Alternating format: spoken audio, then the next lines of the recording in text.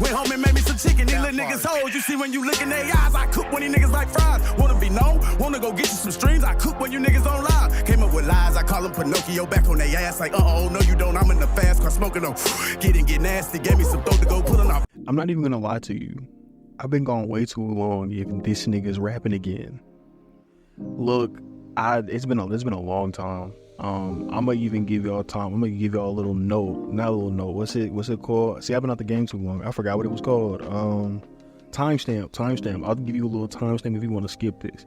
But for those that have been here for a minute, just give me like 30 seconds of your time. I didn't dip because anything negative happened, right? Like I didn't have any like overly bad situation. There was no like death in the family type situation. There were no condolences necessary for, the hiatus that I took. I just needed a break because I wanted like my magnum opus, right? That, and there were a bunch of things happening in media, but none of them really felt like they were gonna give me that magnum opus feeling, right? Adam 22 situation with his wife sleeping with someone else took over the internet for a while, and then in that video I said like at some point he's gonna have to do something to one up this, because the logical next step, or the next step that is usually taken in these cases, is that you beat out this. I gotta be better now. You make shock value content, right? You'll see with this video and the videos that I have planned in the future that I'm trying to expand my time out as well as improve editing and things of that nature. It's the natural progression of things. You want to get better at what people know you for. And so his natural progression is to do something that beats the tape. What is that? Couldn't tell you.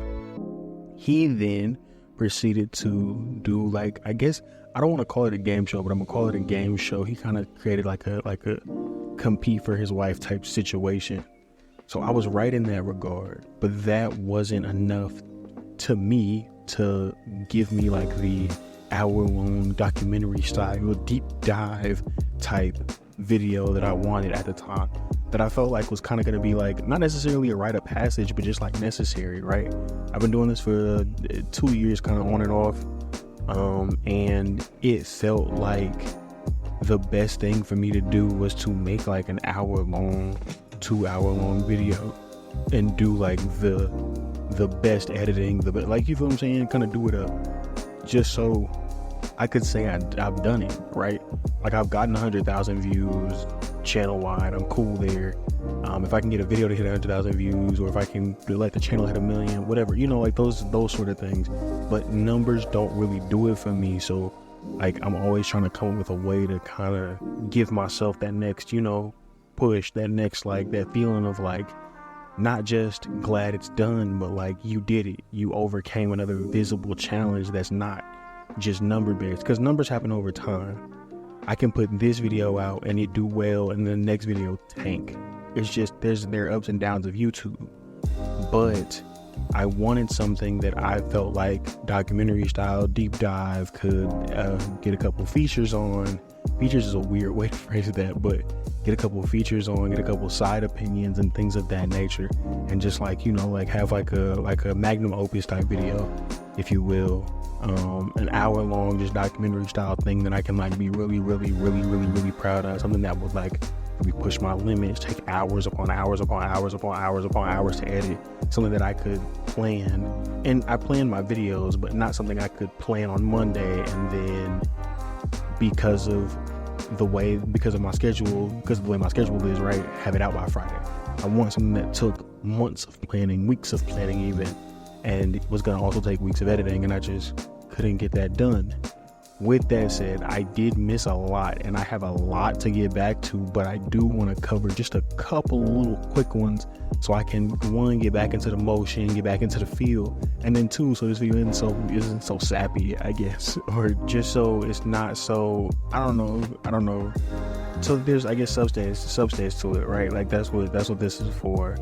And kind of also serve the purpose of like covering the things that I missed that I wanted to come back on, but didn't really feel like I could get a really long video out of them. They're just kind of like not 30 second opinions, but kind of microwave, short, quick hit opinions.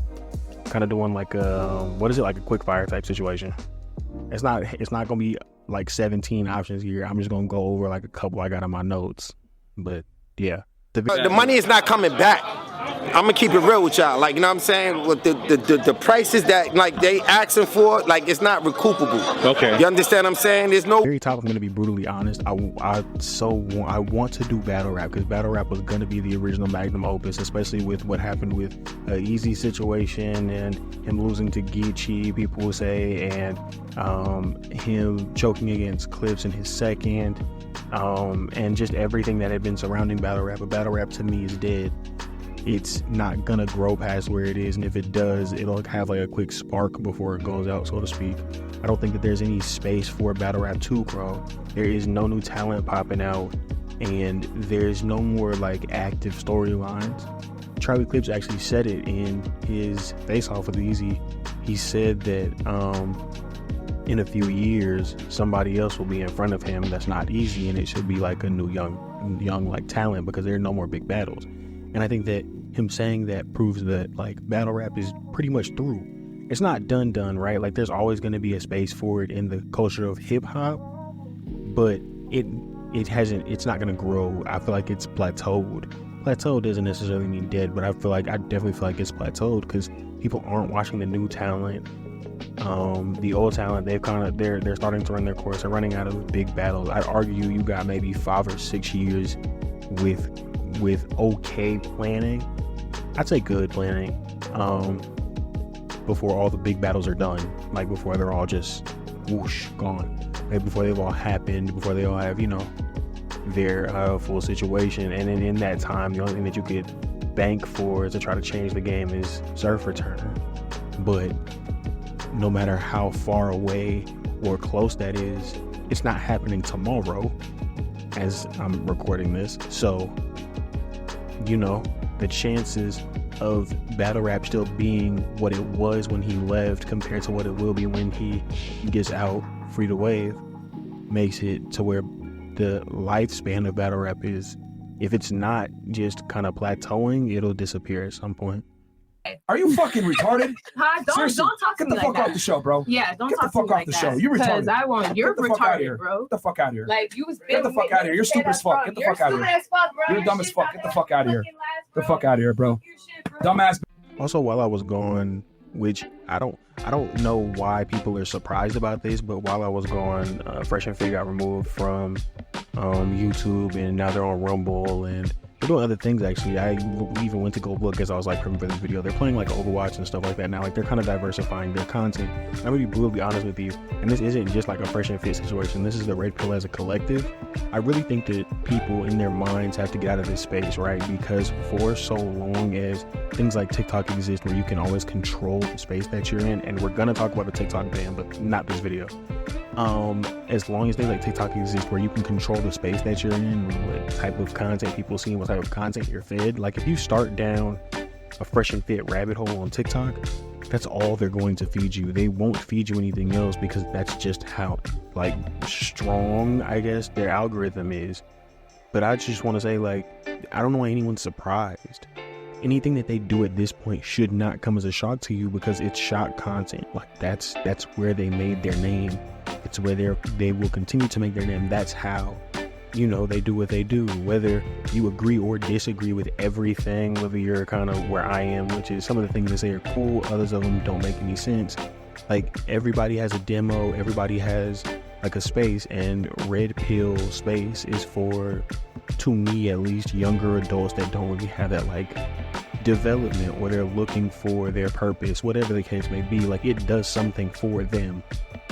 If I was, let's say, 17, 16 in this era, it would probably do something for me too. Red Pill's never going away, just stick it out.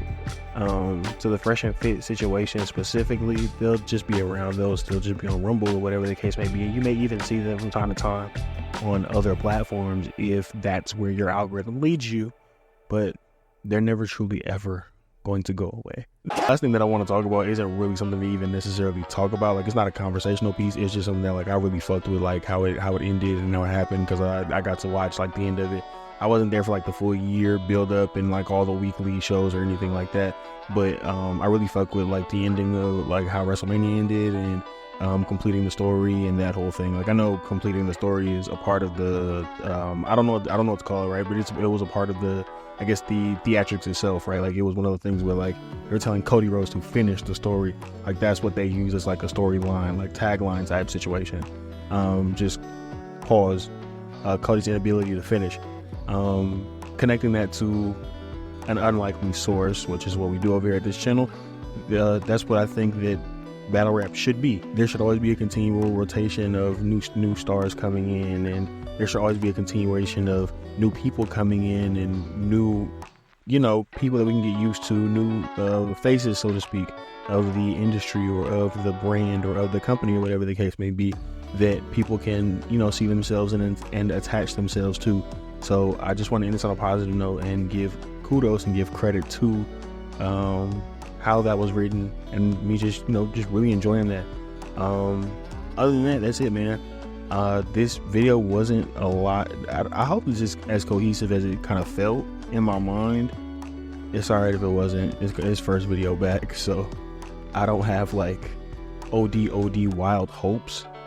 With that said, if you made it this far in the video, listen, I appreciate you. If you're new here, please consider subscribing and leaving a like. If you've been here before, I'm back, not back full time, but just back in general, trying to get my legs up under me, so bear with me.